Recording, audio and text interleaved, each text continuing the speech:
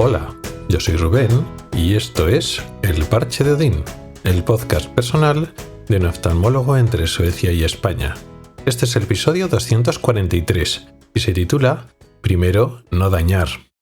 Aunque no seamos médicos o sanitarios, no estemos cerca del mundo sanitario, casi seguro que esta frase nos suena. Incluso podemos recordar el latinajo, ¿no? La frase en latín que se relaciona primum non nocere, que es primero no dañar, y es, digamos, el principio básico de la medicina. Existe una serie de postulados básicos, el principio de, no dañar, luego el principio de beneficencia, el principio de autonomía del paciente. Bueno, pues el que está al principio, al inicio, es eso, primero no dañar.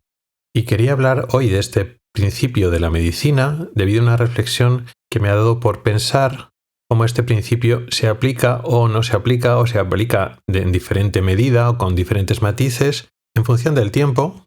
No se aplica de la misma manera ahora que hace 20 o 30 años y también en función de la localización, en función de la localización geográfica, las diferencias culturales que vamos a ver ahora. ¿Y dónde me viene esta idea? Bueno, pues me viene de preguntas que me hacen para mi otro podcast, el podcast de Ocularis, últimamente hablo del último año y pico, cada 2x3 en la sección de preguntas de los oyentes o en la sección incluso de noticias, no paran de salir dudas y preguntas y noticias de un tratamiento, una serie de tratamientos cuya eficacia no está demostrada y cuya seguridad deja muchas dudas, que son las estrategias de control de la miopía, como muchas veces por querer hacer bien, muchos padres y optometristas y oftalmólogos someten a niños y adolescentes a terapias, a presuntos tratamientos que más que favorecer pueden dañar y perjudicar a ese niño.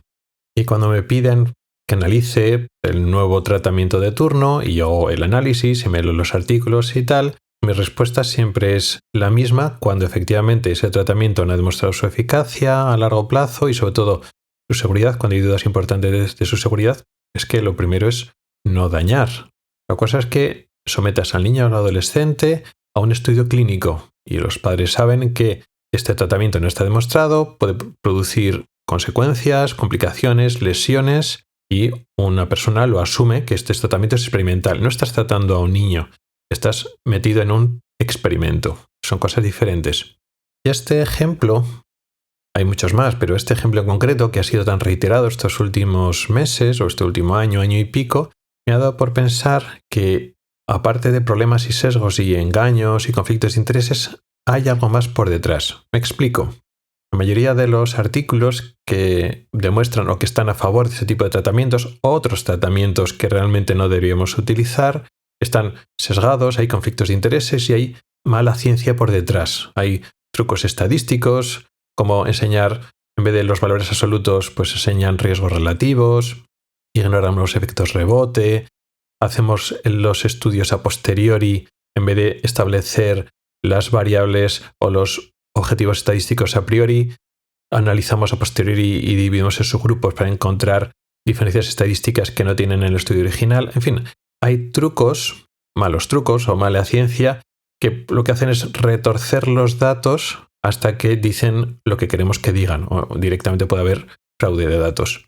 Y sí, una parte de la mala ciencia lleva a la práctica, el que médicos o otros profesionales sanitarios no médicos lleven a cabo este tipo de tratamientos que van en contra del principio del primero no dañar, que están perjudicando más que favoreciendo al paciente, puede verse a eso, de que se han visto engañados por estos artículos o la publicidad de las compañías que están promocionando una serie de artículos que realmente son de mala calidad o que las conclusiones que llegan son engañosas o exageradas, etc. Sí, puede haber una parte de eso, de gente que genuinamente se ve engañada, eso es cierto. Pero hay algo más, porque otros análisis bien hecho, una serie de metaanálisis o otros estudios ponen en evidencia las debilidades de estos estudios interesados. Pero aún así, incluso en estos estudios, reconociendo que hay esa debilidad de datos de que los resultados no son estadísticamente significativos, no son mantenidos en el tiempo, incluso esos estudios más críticos con los primeros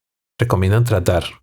Y también personas que han leído y han sido críticos, decir, bueno, efectivamente no está bien claro que haya un beneficio y efectivamente hay riesgos, pero aún así tratamos. Entonces, no es solo que hayan personas de buena fe que han sido engañadas, sino que a pesar de que algunas personas saben la realidad o parte de la realidad de las mentiras o del conflicto de interés que hay detrás, deciden tratar. Entonces, ¿qué ha pasado con ese de primero no dañar? Así que ya no se trata solo de un análisis científico de los datos, sino ya es más una cuestión filosófica o moral de lo que entendemos nosotros como sociedad, como médicos, pero como sociedad, en qué consiste curar o tratar, hacer recibir tratamientos o en general de cómo entendemos la salud como sociedad o como cultura, ¿no? Inicialmente pensé que era un tema puramente cultural, pero en el sentido de que no se entiende de la misma manera el concepto de cuidar a alguien, ¿no? En diferentes culturas esa forma del cuidado puede entenderse de forma diferente. Y podemos pensar, o puede parecer que en Europa esta forma de tratar de todos modos, aunque no esté muy claro, aunque haya sus riesgos, pues sí que es cierto que ha entrado mucho más tarde que en Oriente o en Asia o en Medio Oriente, ¿no? Hablamos del Oriente, la zona del Pacífico, hablamos del Medio Oriente e incluso en Norteamérica, que aunque sí que es cierto que tiene la cultura occidental, realmente les falta la tradición que tenemos aquí en el viejo mundo.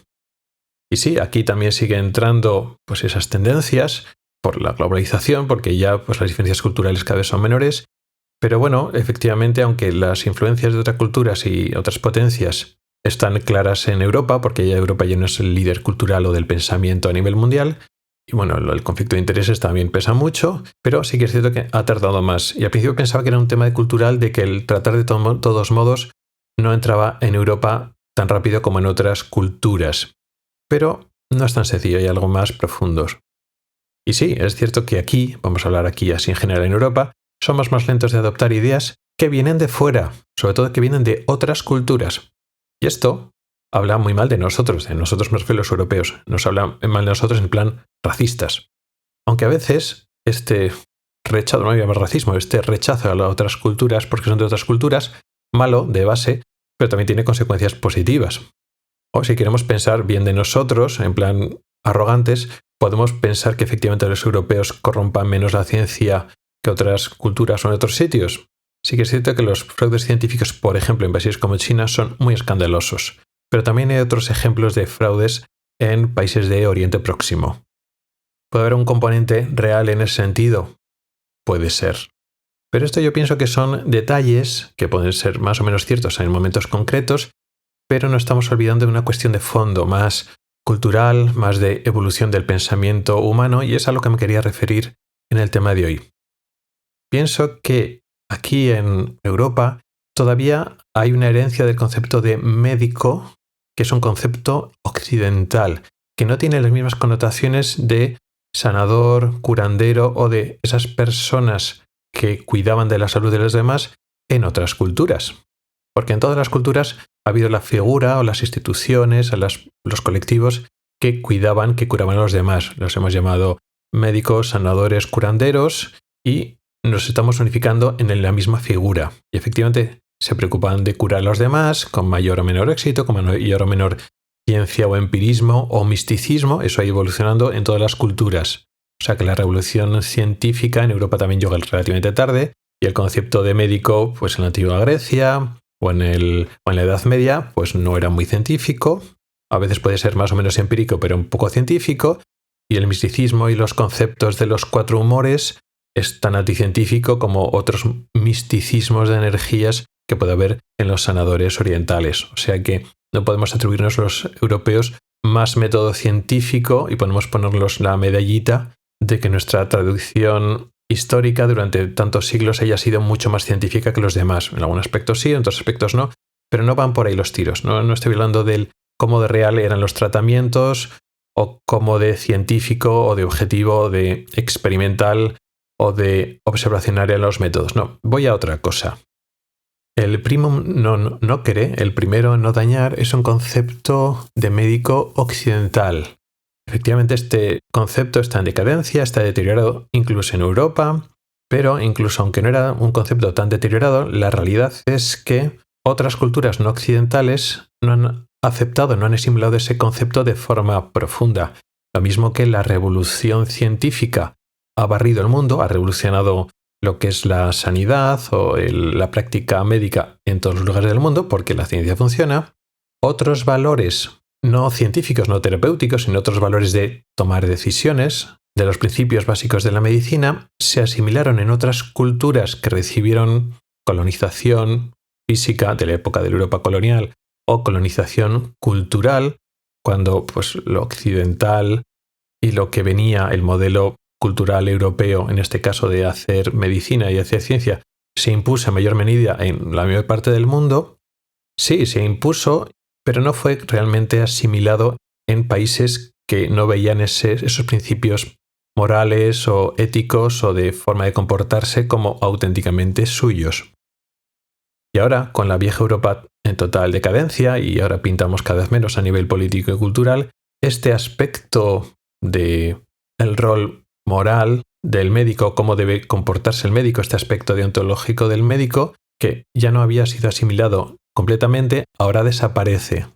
Y sí, lo que es el terreno de la ciencia está totalmente asimilado, lo que es la publicación científica, los resultados estadísticos, eso sí, porque ese es el método científico y son las reglas del juego universales para todo el mundo, eso está claro. Pero aplicar ese conocimiento científico, que tiene mayor o menor fortaleza científica, mayor o mayor seguridad en si el tratamiento funciona o no funciona, si funciona a largo plazo, el perfil de riesgo, esos son datos que te dan estudios científicos. Ahora bien, ¿qué hacemos con esa información? ¿Cómo decidir? Bueno, pues aquí hay ciertas dudas, este tratamiento parece funcionar, pero todavía no tiene un nivel de seguridad de que funciona o todavía hay dudas sobre su perfil de seguridad, con lo cual tenemos que seguir investigando o por el contrario decir no, vamos a pasar ya a la práctica y con estos indicios de que funciona ya podemos empezar a tratar a pacientes reales, no como parte de un experimento, sino en la práctica clínica real, sin tener que avisar a los pacientes, bueno, este tratamiento, lo mismo funciona o no funciona, lo mismo tiene efectos secundarios o complicaciones que no conocemos todavía. ¿Dónde se pone el punto de corte? Porque sí que es cierto que seguridad 100% nunca existe o casi nunca existe, pero ¿cuál es la seguridad razonable? ¿Cuál es el punto de corte para cuando podemos decir, primero no dañamos? Este tratamiento está suficientemente evaluado para decir con razonable certeza no estamos dañando a la persona, con lo cual lo podemos aplicar porque no le vamos a dañar. Bueno, pues esta cuestión de decisión de cuándo aplicar estos datos que te dan los estudios científicos no es propiamente ciencia. Tiene más que ver con el código deontológico, con los principios éticos y morales de proceder del sanitario, del médico, y depende de cómo de estrictos o laxos seamos con el primero no dañar, se aplicarán de una manera o de otra. Y por tanto, estas consideraciones no se han uniformizado en el mundo. Y esto, en parte, es bueno. Que haya diversidad cultural, incluso diversidad moral, es bueno porque nadie tiene la razón del 100% y con la diversidad y con la discrepancia avanzamos.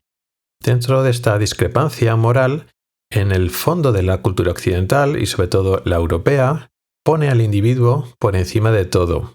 Habría que discutir mucho porque estoy hablando de la cultura europea como si fuera una cultura monolítica y esto es lo contrario. Somos lo contrario menos monolíticos. Pero vamos a generalizar y en comparado con otras culturas ponemos al individuo por encima de todo. En muchas culturas orientales, que he explicado otras veces, ocurre al revés. Es más importante el grupo, la sociedad, la empresa o la nación. Y eso no quiere decir que tenga un desprecio por la vida de los individuos, no es así. Pero lo ven en perspectiva y dicen, bueno, pues si ponemos en práctica este tratamiento, incluso aunque pueda dañar a los individuos ahora, hacemos que la ciencia avanza más rápido y los resultados que estamos cogiendo ahora va a servir para los individuos del futuro de esta sociedad. Este posible sacrificio, pensando en el futuro, en Europa no es tan fácilmente aceptable, porque pensamos en los individuos que existen ahora y en la libertad del individuo y la información que tiene que tener el individuo. Así que volvemos un poquito a esta diferencia que es burda, pero bueno, funciona en grandes rasgos, esta diferencia que digo entre sociedades o culturas colectivistas e individualistas. Ya digo, las sociedades colectivistas tienen muchas ventajas, de hecho ahora lo estamos viendo, pero las sociedades individualistas guardan una serie de principios que, claro, yo que estoy en una sociedad europea, pues le pongo en valor. Estas sociedades más individualistas o más que individualistas que ponen en valor al individuo, lo que hacen es que la libertad individual es un valor muy importante por sí mismo y establece un marco de principios, siempre son herederos de la Ilustración, y ponen esta libertad individual o este respeto a la vida individual por encima de otros entes como sociedad, patria o religión. Incluso dentro de estas sociedades individualistas, Europa, como decía, no es un monolito de ideas, ofrece un mosaico de ideas contrapuestas y relacionados que se sale de la uniformidad anglosajona de las antiguas colonias británicas. Estoy hablando de Estados Unidos, Australia y Canadá principalmente, donde sí son herederos de la cultura occidental, pero solo de una parte, la cultura occidental. Pero realmente lo que pasa en el viejo mundo es que este respeto al individuo por encima de la sociedad u otros entes, ponemos los valores de ese individuo dentro de un grupo y dentro de unos principios de estatus y de respeto y consideración a lo que consigue ese individuo, que no se relaciona directamente con la riqueza. O sea, que se aparta un poco de ese aspecto o de esta faceta anglosajona estricta, sino que los valores culturales europeos, el herederos de, como digo, la Ilustración, pero también de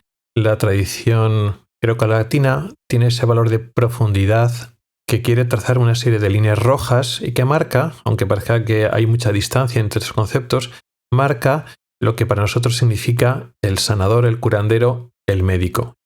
Hay una serie de líneas rojas que ya no estamos pensando en la nación, la prosperidad de la nación, la prosperidad de esta sociedad o de esta cultura, o incluso en los individuos del futuro, consideramos sacrificar o relativizamos la salud o el bienestar de la persona presente pensando en el futuro. No, nos centramos en el individuo del presente e intentamos ofrecerle lo mejor al individuo del presente. Y esto, como digo, no es común en todas las culturas. ¿Eso es bueno o malo? Bueno, como decía, algunas culturas diferentes de las nuestras nos están dando las lecciones como algunos valores políticos que hemos considerado sagrados, que digamos inventamos nosotros los europeos, nos está yendo bastante mal. O sea que ni todo es bueno ni todo es malo. Pero en este caso concreto, en este campo concreto del primero no dañar, creo que estos son valores y pensamientos no científicos y que, aunque de boquilla todos los médicos y todos los sistemas sanitarios de todas las culturas parece que de boquilla dicen lo mismo, en la práctica no dicen lo mismo. No digo que los europeos tengamos razón siempre y los demás estén equivocados, no se trata de eso, pero hay que entenderlo. Y lo que hagan en otros sitios, pues mira, en tal sitio, en Arabia Saudí o en China están haciendo esto y fíjate qué bien les va o qué mal les va. Bueno, que lo hagan allí no quiere decir que sea lo que tengamos que hacer aquí o que eso encaje con nuestros valores. Tenemos que hacer una reflexión porque aquí, más allá de la ciencia, con los mismos resultados científicos, hay algunas personas que han decidido hacer eso por sus valores culturales, otros deciden hacer lo mismo más que por valores culturales, por conflictos de intereses, y nosotros tenemos que pensar, intentar quitarnos los conflictos de intereses o intentar dejar que nos afecten y en función de nuestros valores culturales, que no son lo mismo que los de otros países, decidir lo que hacemos nosotros. ¿Y tú qué opinas? ¿Tiene sentido el primero no dañar todavía? ¿Estos valores de la caduca y decadente Europa están pasados de moda y tenemos que plegarnos a lo que hacen otras culturas? Estaría encantado de oír tus comentarios. Muchas gracias por el tiempo que has dedicado a escucharme. Tienes los métodos para contactar conmigo en las notas del programa. Nos oímos la próxima semana. Hasta el próximo episodio.